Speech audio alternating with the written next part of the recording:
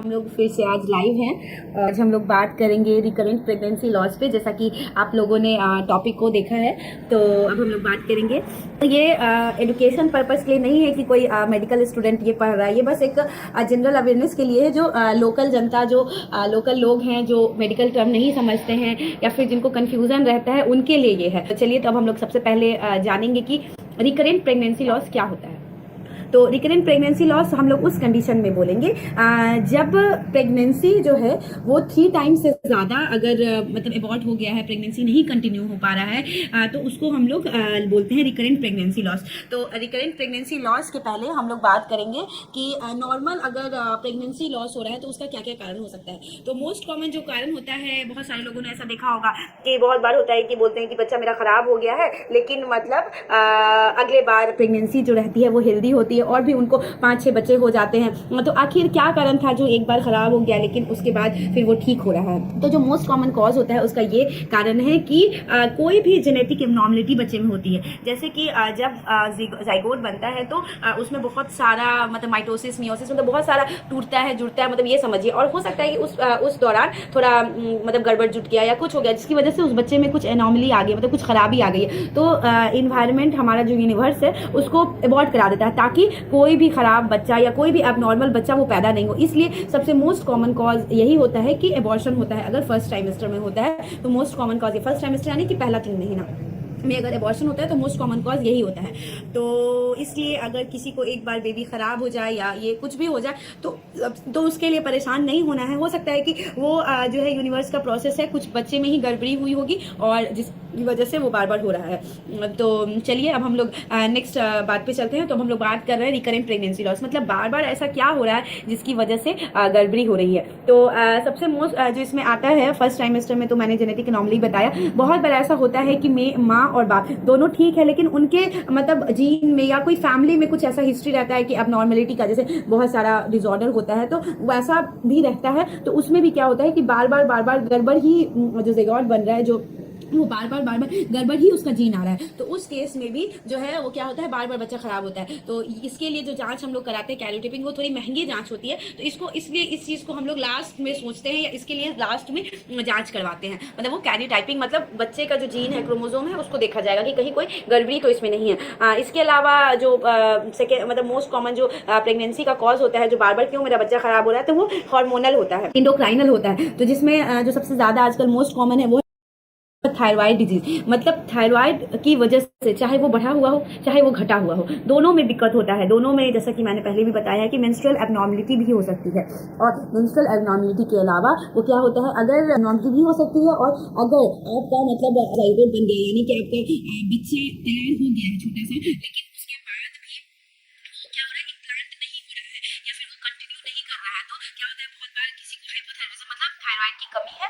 तो जैसे आप लोगों ने सुना होगा कि हाँ 25 पावर का खा रहे हैं, 50 पावर का खा रहे हैं, 100 पावर का खा रहे हैं, तो वो जो चीज़ है कि उसी मतलब उनको कमी है इसलिए वो खा रहे हैं। उस केस में भी ऐसा होता है कि बच्चा बन जाता है, लेकिन उस बनने के बाद जो है वो उसमें क्या होता है, उसमें नहीं बैठ पा रहा है, बच्चेदानी में नहीं जम पा रहा है। तो थायराइड की एब्नॉर्मलिटी की वजह से भी ऐसा होता है। तो इसलिए जब भी आप डॉक्टर के पास जाते होंगे, आपने ध्यान दिया होगा क्या होता है कि बार बार मतलब थायराइड डॉक्टर आपका थायराइड का जांच भी कराते हैं। इसके अलावा बहुत सारा और भी कंडीशन है, प्रोलैक्टिन वगैरह भी बढ़ा रहता है, उसमें भी आपको मेंस्ट्रुएशन इरेगुलरिटी रहती है और कंसेप्शन का प्रॉब्लम रहता है। शुगर बहुत बड़ा आजकल के लाइफ में, शुगर तो हमारा बहुत बड़ा दुश्मन है। जैसे कि आप लोगों ने देख ही रहे हैं कि पहले तो बहुत एज ग्रुप जिनका ज़्यादा रहता था, उस कंडीशन में जो है डायबिटीज़ होता था, लेकिन अब हम लोग देख रहे हैं कि बहुत कम एज में ही की दिक्कत आ रही है। और शुगर जो है वो क्या कर रहा है कि उसके भी ज़्यादा होने की वजह से कंसेप्शन में गड़बड़ी हो रही है। अगर ठहर भी रहा है बच्चा तो रुक नहीं पा रहा है, उसके कंडीशन में शुगर का भी जांच होता है। एक सिंड्रोम होता है जिसको हम लोग एप्ला कहते हैं। आज मतलब कि सिंपल लैंग्वेज में मैं ये बताऊं तो ये है कि इसमें क्या होता है ना, आपके बॉडी में कुछ एंटीबॉडीज बनता है जो उस अंडा को या जो वो बन गया है उसको डिस्ट्रक्ट कर देता है, खराब कर देता है। तो इस कंडीशन को भी हम लोग एप्ला बोलते हैं, जिसमें क्या होता है कि बच्चा नहीं ठहरता है। अगर बच्चा ठहर भी जाता है तो बच्चे की धड़कन नहीं आती है। तो ये भी एक कॉज है जिसमें क्या होता है कि बार बार प्रेगनेंसी लॉस होता है।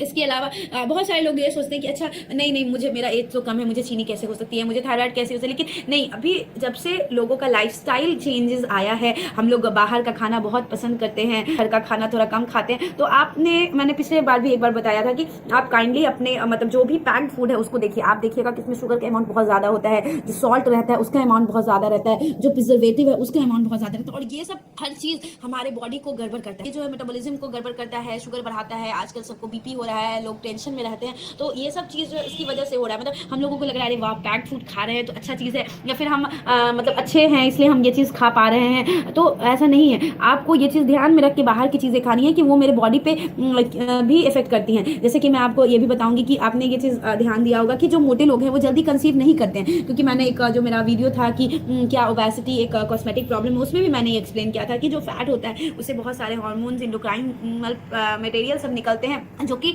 उसको क्या करते हैं, डिस्ट्रक्ट करते हैं। अच्छा अंडा नहीं बनता है, अच्छा स्पर्म नहीं बनता है, अच्छा जाइगोट नहीं बनता है, और जब भी कुछ गड़बड़ी रहेगा तो जो हमारा यूनिवर्स है वो उसको खत्म करने का कोशिश करता है, ताकि वो एबनॉर्मल बच्चा जो है जो सर्वाइव नहीं कर पाएगा वो आगे नहीं बढ़े, शुरुआत में ही उसका ये हो जाता है। इसके अलावा और कॉज जैसे मैंने बताया कि तो एप्ला के लिए भी आपके डॉक्टर आपका इन्वेस्टिगेशंस करेंगे, और इसमें थोड़ी सी ये परेशानी वाली बीमारी है, इसमें 9 महीना तक आपको एक सुई चलेगी, टैबलेट्स तो चलेगी, इसके अलावा आपको सुई भी चलता है, तो थोड़ा पेनफुल कंडीशन है लेकिन क्यूरेबल है। तो आप डॉक्टर से मिलेंगे तो आपको इसकी भी जांच होगी। इसके अलावा जो बहुत सारे लोग नहीं समझ पाते हैं कि मेरे बच्चेदानी में भी कोई गड़बड़ हो सकता है। देखिए बच्चेदानी जो है वो हम लोग का जब डेवलपमेंट होता है, जब हम लोग माँ के पेट में रहते हैं, तो मतलब एक अंडा मतलब जो एग होता है और एक स्पर्म जो कीड़ा होता है, ये दोनों मिलके पूरा बॉडी बनाता है। तो एक दोनों मिलके एक सेल बनाता है, उसमें सेल में एक सेल से 2 सेल से 3 सेल से 4 सेल से, मतलब एक सेल से इतना बड़ा बॉडी बनता है। एक सेल का ऐसा हुआ वैसा हुआ। तो जो हम लोग का जब यूट्रस बनता है, फीमेल का जो यूट्रस बनता है वो 2 ट्यूब से मिलकर बनता है, मतलब 2 ट्यूब डेवलप होता है, फिर वो दोनों ट्यूब सटता है और उसकी वजह से क्या होता है, फिर बीच में वो बड़ा सा यूट्रस बनता है, 2 ट्यूब बनता है, नीचे का सर्विक्स बनता है। मैं आपको एक मॉडल में दिखा रही हूँ। देखिए जैसे कि ये जैसे कि 2 ट्यूब है, दोनों ट्यूब जुड़ता है तो ये बीच में जुड़ता है तो बच्चेदानी बनता है, एक तरफ के ट्यूब से इधर का ट्यूब बनता है, और नीचे भी थोड़ा सा ज्वाइंट पोर्शन होता है। तो ये 2 ट्यूब से मिलकर एक यूट्रस बनता है, और जब ये यूट्रस नहीं बहुत कारण ऐसा है जिसकी वजह से 2 ट्यूब है वो दोनों जुट नहीं पाया, या जुटा तो पूरा तरह से बीच का क्लियर नहीं हो पाया। तो ये सब कारण की वजह से क्या होता है कि यूट्रस में एनोमली होता है, मतलब हम लोग जनरल लैंग्वेज में बोलते हैं कि आपका यूट्रस 2 भाग में है, या आपके यूट्रस में कोई सेप्टा है, कुछ बीच में रोकावट है।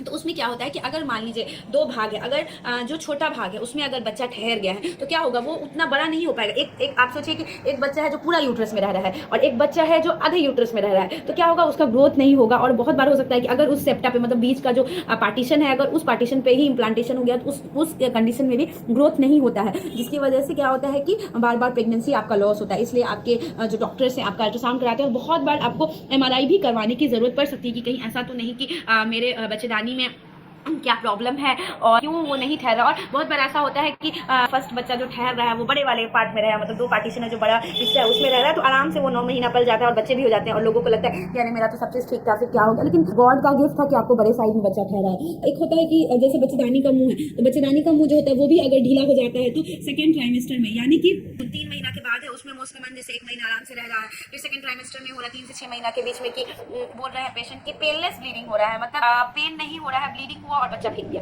मतलब क्या है कि आपका जो बच्चेदानी का मुंह है वो टाइट नहीं है, तो टाइट नहीं रहने की वजह से क्या हो रहा है कि वो बच्चा को होल्ड नहीं कर पा रहा है, यूट्रस में होल्ड नहीं करने की वजह से क्या हो रहा है, आपका बच्चा गिर जा रहा है। तो उस कंडीशन में भी आपके डॉक्टर से आप कंसल्ट करते हैं, और क्या करते हैं डॉक्टर्स, आपके बच्चेदानी के मुंह को फीता से, धागा से, मतलब उसको बांध करके टाइट किया जाता है ताकि वो नीचे खुले नहीं और बच्चा का एबॉर्शन नहीं हो। ये भी थोड़ा एक डिफिकल्ट प्रोसीड्योर है, लेकिन ये भी क्यूरेबल है। होता है कि धुलैया की वजह से, या फिर अगर किसी को ऑपरेशन हुआ है जिसकी वजह से क्या हो रहा है, बच्चेदानी के अंदर का जो पार्ट है वो चिपक गया एक दूसरे से, मतलब बच्चेदानी का आगे वाला और पीछे वाला, एंटीरियर और पोस्टीरियर जो है वो चिपक गया है। तो उसकी वजह से क्या होता है, उसकी वजह से भी बच्चे जो जाइगोट है, जो ब्लास्टोसिस्ट है, मतलब जो बन रहा है प्रोडक्ट, वो आ करके वो वहाँ पे इम्प्लांट नहीं हो रहा है ब्लास्टोसिस्ट, और क्या हो रहा है, बच्चा नहीं बन रहा है। तो उस कंडीशन में भी डॉक्टर्स क्या करते हैं, वहाँ पर का एडहेशन छुड़ा करके जो भी ट्रीटमेंट है वो करते हैं। आपको उतना डिटेल में इसके बारे में नहीं जानना है, तो यहाँ पे मैं बस आपको एक पॉइंट ये बताना चाहूँगी कि आप इस बात के लिए बहुत ज़्यादा जिद नहीं करें कि मुझे बच्चा ठहर है नहीं रहा है तो आप सफैया कर दीजिए। आप अपने डॉक्टर्स पे यकीन करिए कि उनको जो ठीक लग रहा है, अगर एंडोमेट्रियल थिकनेस बढ़ा या और कोई अगर उसका इंडिकेशन है तो आपका मतलब धुलैया होगा। लेकिन अगर कोई इंडिकेशन नहीं है, क्योंकि बहुत बार ऐसा होता है कि अगर आप झूठ करवाते हैं या कोई प्रोसीड्योर इंट्रायूट्राइन करवाते हैं तो उसमें क्या होता है, बच्चेदानी के चिपकने का डर रहता है और फिर आपका बाद में महीने में भी आपको दिक्कत होगा और बच्चा ठहरने में भी दिक्कत होगा। ये तो मैं तो मोटा चीज़ बता रही हूँ, और भी बहुत सारे कारण हैं जिसकी वजह से बार बार बच्चे में खराबी आती है। लेकिन मोस्ट कॉमन जो है हार्मोनल ही हम लोग को मिलता है, और अगर सेकेंड ट्राइमेस्टर में हो रहा है तो सर्वाइकल इनकॉम्पिटेंस, मतलब बच्चे का दानी का मुंह जो छोटा रहता है। एक मैं बस आप लोगों को मोटा मोटी बात बताना चाहूँगी।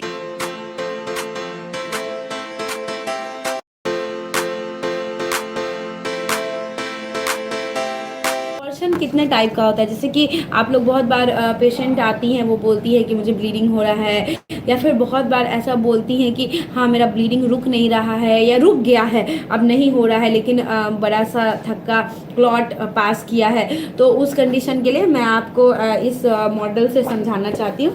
ये देखिए, ये फर्स्ट मॉडल जैसा कि आप यहाँ पर देख रहे हैं, इसमें क्या है कि बच्चेदानी है, ये इसके अंदर ये बच्चा है, लेकिन क्या हुआ है कि अभी बच्चेदानी का मुंह नहीं खुला, हल्का फुल्का ब्लीडिंग हो रहा है, लेकिन बच्चा आराम से है यहाँ पे। तो इसको हम लोग थ्रेटेंड अबॉर्शन बोलते हैं, मतलब अभी चांस है कि बच्चा को बचा लिया जाएगा। ये दूसरा कंडीशन है, जैसा कि आप देख रहे हैं, इसमें जो है यहाँ से बच्चा जो है वो हट गया है और यहाँ से ब्लीडिंग भी हो रहा है और ये बच्चेदानी का मुंह भी खुल गया। तो यही कंडीशन होता है कि इसमें जो है बच्चेदानी का मुंह नहीं खुलता है, इसमें बच्चेदानी का मुंह खुल जाता है। अगर बच्चेदानी का मुंह खुल जाता है तो बच्चे को बचाना बहुत मुश्किल है। इसके अलावा इस यहाँ आप देख रहे हैं कि बच्चेदानी का मुंह खुल गया और बच्चा बाहर निकल रहा है। इस मॉडल में आप देख रहे हैं कि बच्चेदानी का तो मुँह खुला है, देखिए जैसे कि आप यहाँ पे देख रहे हैं बच्चेदानी का मुंह खुल गया है, कुछ पार्ट निकल गया है, जैसा कि बोलती है कि बड़ा सा थक्का सा निकल गया, तो वो निकल गया है, लेकिन अभी भी कुछ पार्ट बचा हुआ है। तो इसमें क्या होता है कि आप आइदर आपका अगर ड्रग से हो सकता है तो ड्रग से, या फिर आपको डीएनसी की ज़रूरत, मतलब धुलैया की ज़रूरत होती है। और ये देखिए, ये मिस्ड अबॉर्शन होता है जिसमें बच्चे आराम से ये है, लेकिन बच्चे की धड़कन नहीं मिलती है। तो जैसा मैंने आपको बताया कि एप्ला में ऐसा होता है कि जो है बच्चे की धड़कन ही नहीं आती है।